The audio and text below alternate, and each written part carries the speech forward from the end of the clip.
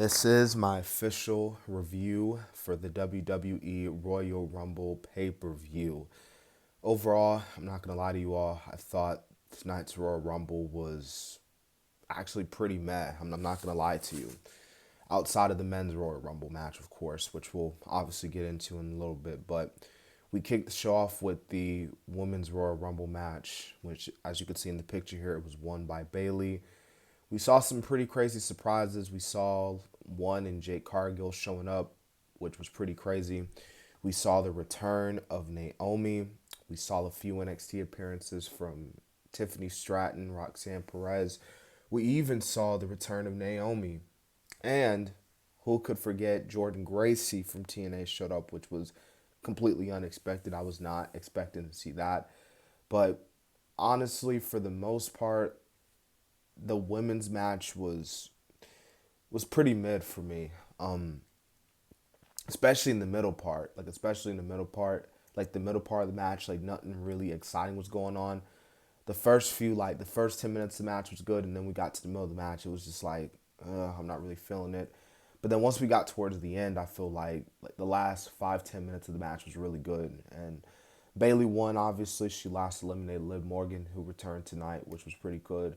And yeah, Bayley obviously was the right to win. There was really nobody else that you can honestly say should have won but her. So, in Damage Control, we'll see how the story plays out. I think we obviously know how it's going to end, but we'll see what happens. So, the next match was the Fatal 4-Way match for the Undisputed Universal Championship, or the WWE Championship, because they're really starting to call it the WWE Championship now. So either way, it's for the big title.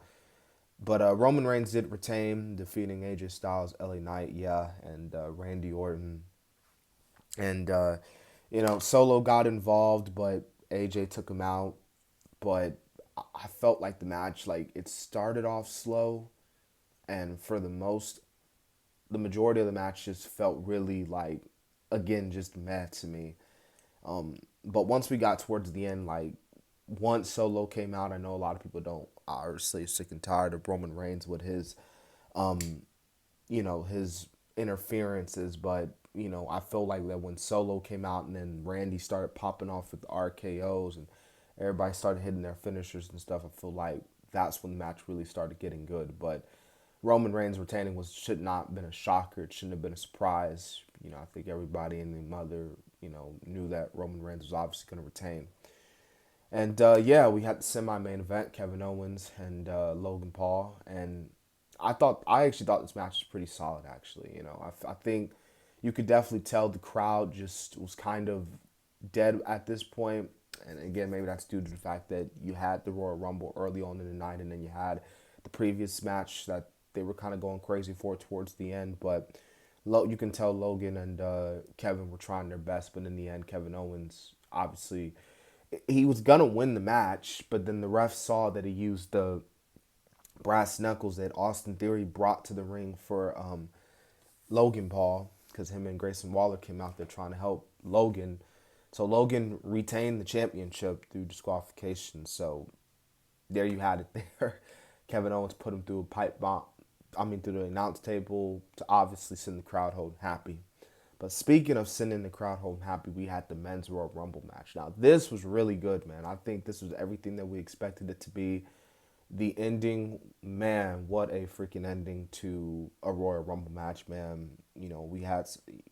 This was a really good Royal Rumble match, man. Like I really feel like we already know, like, the Royal Rumble match always been exciting, and I think this year was just no exception. The previous years just were either meh or just flat out boring. So this one was pretty exciting.